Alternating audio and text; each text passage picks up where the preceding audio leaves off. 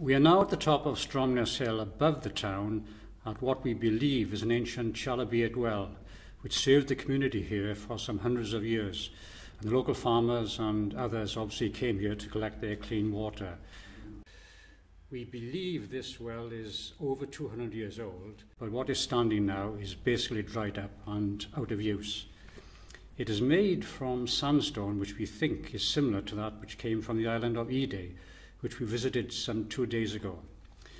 There's really not much more we can say about it. It is of interest and typical of other wells on the Orkney Islands.